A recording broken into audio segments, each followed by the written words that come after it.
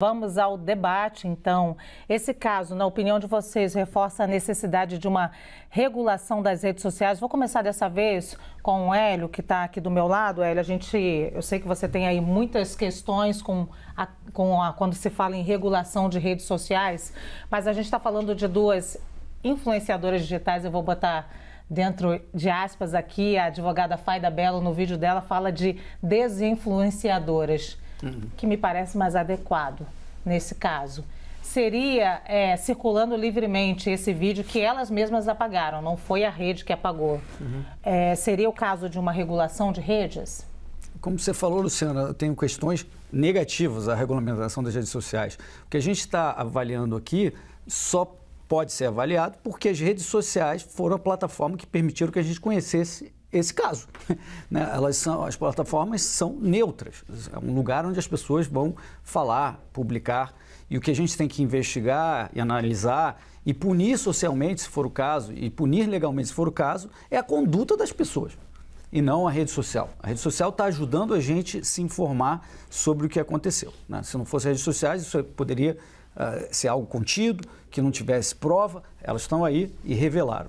Bom, primeiro, trollagem com criança me parece de extremo mau gosto. Então, é o primeiro comentário que eu faço. Eu fui atrás do canal TikTok dessas desinfluenciadoras ou influenciadoras para descobrir como é que elas atuam. E eu percebi que as pessoas falam que elas têm um coração gigante, que elas são abençoadas por Deus por ajudar pessoas carentes. E aí vi que tinha vídeos também, elas fazem essa trollagem, falando, você prefere R$10 ou o presente surpresa? Você prefere? Então, é um tipo de trollagem que eu jamais faria, mas é o método, é a linha do que elas seguem editorialmente. Então, aqui tem essa alegação, essa imputação de um racismo intencional. E aí eu tomaria apenas o cuidado, porque quando a gente olha esse vídeo, realmente parece, são duas crianças negras e ali tem uma banana, depois tem um macaco. Bom, mas eu acho que a gente tem que dar assim, um pouco do benefício da dúvida, porque eu vi, por exemplo, um vídeo que ela faz isso com um adulto branco, com uma banana também, porque é uma brincadeira. Ela não estava querendo, no caso do adulto branco, falar qualquer coisa em relação ao banana, ou racismo, ou nada disso, e faz isso regularmente. Então, o meu ponto aqui é que a gente tem que ir, e a justiça vai fazer isso, e socialmente a gente também deveria ter a responsabilidade de entender o contexto e saber se o brinquedo, a pelúcia foi coincidência ou não, se houve intenção ou não. Eu não gostaria, Luciana, de pré-julgar e já condenar que houve a intenção, porque existe um longo contexto nas redes delas que poderia ser considerado para se avaliar se houve ou não a intenção. Que o vídeo me parece que é uma trollagem com criança, expondo crianças que eu não faria, e que eu acho incorreto. E a última pergunta que eu faço é, houve autorização dos pais das crianças para divulgação? Porque me parece bem inadequado que crianças sejam expostas em redes sociais numa trollagem desse tipo. Então, eu acho que aqui tem vários campos para se avaliar, seja socialmente, seja pela justiça, mas a gente tem que fazer o trabalho completo de investigar se houve intenção ou não de causar uma injúria racial, algo desse tipo. Eu estou me segurando aqui na cadeira porque eu não sou debatedora, mas você sabe que, Hélio, todo racista diz que não tem intenção, né? E o racismo recreativo é sempre esse, né? É o que a advogada fala. E é um termo cunhado pelo Adilson Moreira, que é algo que aparece em tom de brincadeira. Só que elas vivem no Brasil, a gente tem repetidos ataques a negros, sempre utilizando a figura do macaco e a banana. Acontece nos estádios de futebol, acontece nas lojas, acontece em todo lugar, mas entendeu? A gente tem que... E elas vivem nesse contexto. É óbvio que elas vão alegar que foi uma brincadeira, por isso que se chama racismo recreativo, né? Me parece. O que eu acho é que tem que... legalmente teria que se demonstrar que houve essa intenção. E para isso a gente tem que ver o contexto completo. Não adianta ver um vídeo curto e chegar imediatamente à conclusão. Possivelmente aconteceu o que você está dizendo, mas dado que eu fiz um dever de casa, dado que eu fui lá ver o histórico completo delas já ajuda pessoas vulneráveis, ainda que haja, Luciana, a questão mas elas estão fazendo isso para se promover. Mas eu acho que o exemplo arrasta. Elas fazem isso ajudando pessoas vulneráveis o tempo inteiro.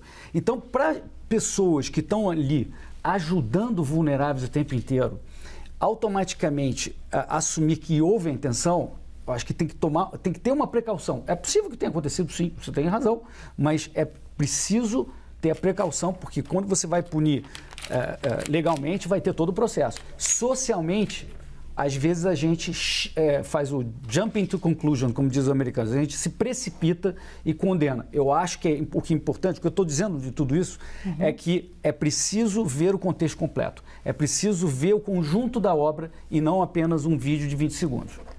Tem uma outra coisa que é importante, eu vou passar para o Alessandro, para eu não ficar aqui falando demais, mas tem uma outra coisa que é importante, o que faz as redes sociais, as consequências, né? Porque as pessoas fazem vídeos, as pessoas xingam, as pessoas cometem racismo, as consequências já estão ali, ninguém paga pelas consequências, isso também acontece, acho que é uma discussão. Eu digo consequências algumas drásticas, tem gente que se mata depois de ser trollado, então existem consequências, né? Então, depois que apagou o vídeo, depois a gente vai ver, mas enfim, quem morreu não volta a viver, né?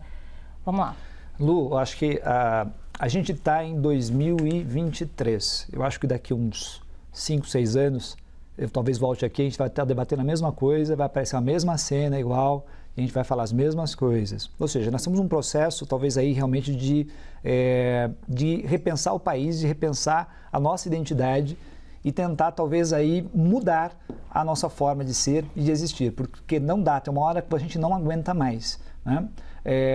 A pessoa tem não sei quantos milhões de seguidoras e seguidores nas redes sociais, não sabe que isso pode acontecer, não pensou antes de fazer, não teve planejamento, chegou do nada, ninguém notou que havia uma banana e um macaco, que eram crianças, que as crianças eram negras, ninguém notou isso.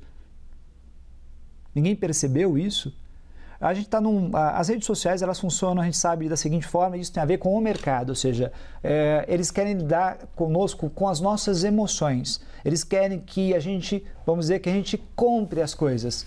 E a melhor forma de a gente comprar coisas no mercado é por impulso. Comprar, aliás, aquilo que a gente nem necessita o tempo inteiro. Isso está acontecendo o tempo inteiro nas redes sociais. Isso mexe com o imaginário da população de maneira geral. Isso tem a ver muito, inclusive, aliás, com essa compulsividade das entregas em 24 horas, para você receber logo uma coisa que você nem vai utilizar naquele dia. Ou seja, o mercado trabalha com uma lógica de velocidade. E o mundo mais racional, eu vou chamar entre aspas aqui, civilizado, onde a gente tem a defesa dos direitos humanos, onde a gente respeita o outro, é um mundo onde a gente para e pensa, que é tudo que as redes sociais não querem. A gente tem que ter pensamento, e para pensar a gente precisa de ter tempo para pensar.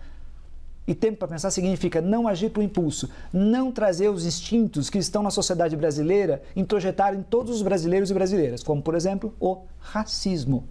E aí tem a questão da regulação, eu discordo talvez um pouco aqui do Hélio, sobre a questão da neutralidade. Eu acho que quando o Google fez propaganda lá atrás, com relação ao PL da regulação da transparência, da liberdade de expressão e da responsabilidade das redes, ou seja, não é a lei, não é uma regra das fake news, provou que não tem ali neutralidade nenhuma.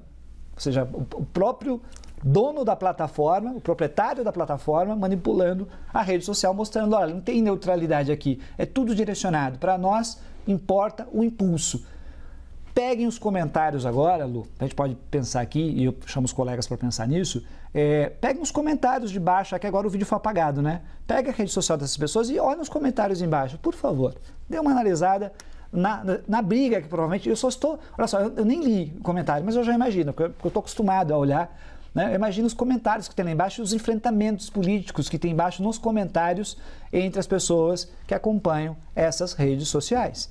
Então a gente está num momento de marca. Eu acho que agora a hora não tem mais como ficar aceitando desculpas. É verdade que essas pessoas podem ser pessoas de família, boazinhas, ótimos pais de família, fazer bondades. Aliás, se a gente voltar para a década de 20 e 30, vocês vão encontrar, né, talvez oficiais nazistas que da família são maravilhosos, cuidam da família, são grandes pais, etc. Não é essa a questão que está posta. O que está posto é uma atitude que tem que ter responsabilidade. Essa responsabilidade tanto das redes quanto das pessoas que praticam esses atos. Lógico, com racionalidade, sem perseguir pessoas, com ampla defesa e contraditório e assim por diante.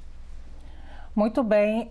Pessoas de família, boazinhas, escravizaram pessoas negras durante 350 anos também aqui nesse país. E pode não ser o caso aqui. Que pode não ser o caso aqui. Podem não ser boazinhas, é o que você quer dizer. Podem não ser boazinhas ou podem ser pessoas que estão ajudando as pessoas e não tiveram a intenção de cometer racismo. Pode ser tudo, pode ser tudo. A gente não pode fazer uma comparação do que aconteceu antes ou outro exemplo com elas. Esse é o ponto. Porque, eu não sei se ficou bem claro, vários vídeos dela falando, você quer banana ou quer dinheiro? Com crianças brancas, com adultos brancos. Então, daí você tem que levar tudo em consideração. Esse é o ponto. Tem vários vídeos dessas influenciadoras em outros contextos. Eu tenho que fazer um rapidíssimo intervalo. Mas aí eu ainda volto com a Samantha e com o Flávio, com esse mesmo tema. Me pediram aqui, por favor, faça um intervalo. A gente volta para falar com vocês sobre esse tema ainda, tá?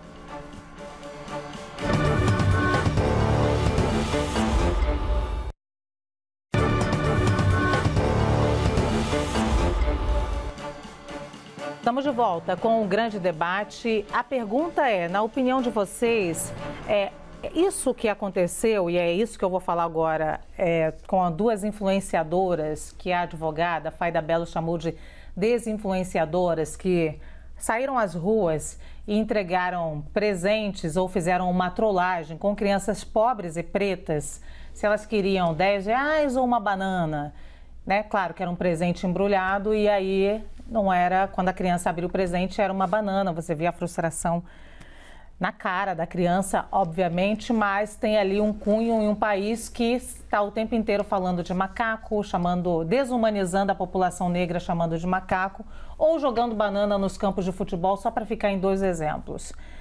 Esse caso, na sua opinião, Samantha, reforça a necessidade de uma regulação das redes sociais? Olha, Lu, eu sou contra uma regulação das redes sociais. Eu acho que a regulação já existe pelo próprio lei da Marco Civil da Internet. As plataformas são neutras e, nesse caso, não foi comunicado nenhuma decisão judicial para que as plataformas retirassem esse vídeo. Esse vídeo foi retirado pelas próprias influenciadoras, se é que a gente pode denominar assim. Mas a questão da investigação e da punição não é algo que cabe às plataformas. Isso cabe ao Estado, isso cabe ao Ministério Público, não é? Que entre com as ações cabíveis contra as influenciadoras, verificando o crime, e essa é uma função do Estado. A gente não pode transferir uma função que é do Estado, que cabe à polícia, que cabe ao Ministério Público, para as plataformas. As plataformas estão reguladas pelo Marco Civil da Internet e elas devem agir depois de uma notificação judicial e retirar o conteúdo. Mas eu acho, Lu, que tem um aspecto aqui que envolve essa questão que diz respeito à questão com crianças, né? As crianças por si só já são mais vulneráveis. E aí eu fui olhar no Estatuto da Criança e do Adolescente, né? Porque eu concordo tanto com o que o Alessandro falou num aspecto como o Hélio, né? A gente tem que olhar o contexto todo, mas o que me pareceu do que eu vi no vídeo, que foi um ato de racismo, aparentemente, da cena que eu vi.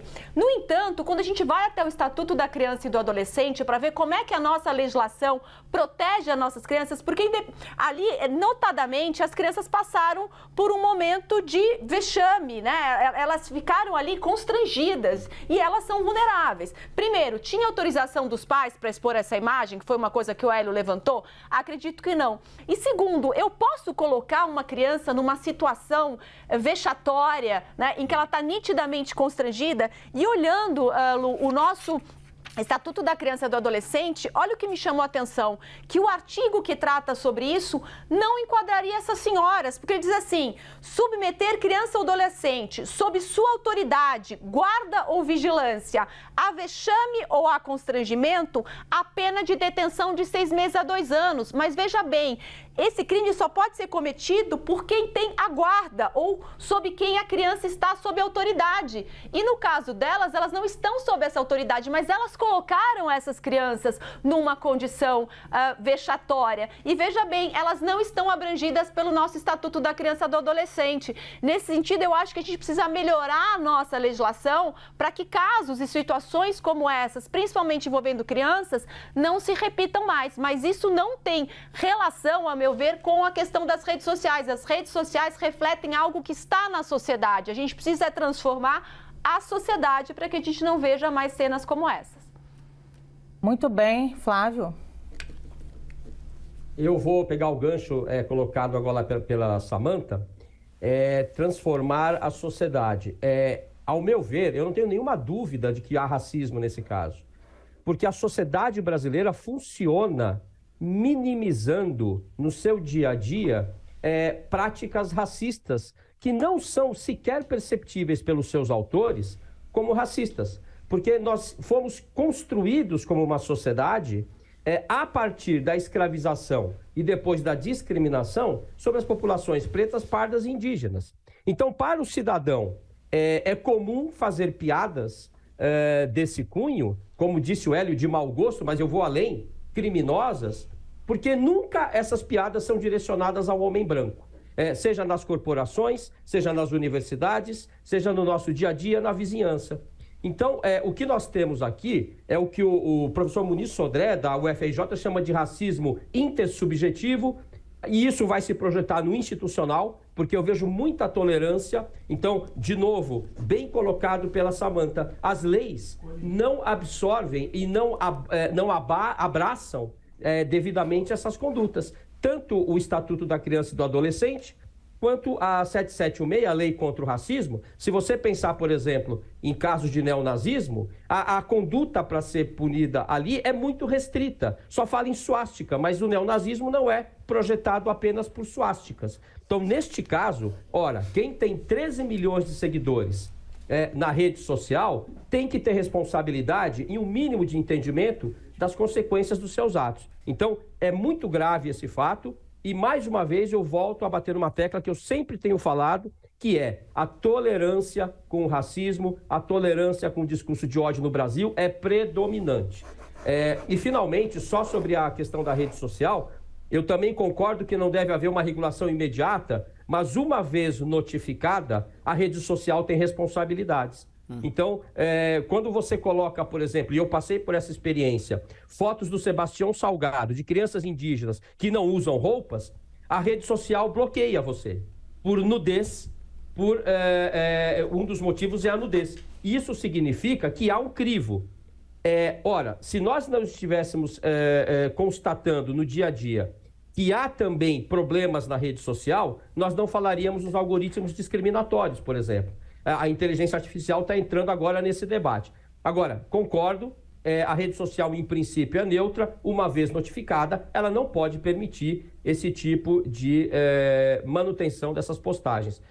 Mas um outro fator importante, de fato, o Hélio bem mencionou aqui, é a produção da prova, né? Pelo menos temos provas contundentes aí de que há racismo nesse caso, dentre outros, né? De fato, o racismo recreativo, como ensina muito bem o meu amigo Adilson Moreira. Muito bem. Abdias Nascimento também dizia que o nosso racismo não tem nada de sutil. Ele é escancarado ao olhar mais superficial aqui do Brasil.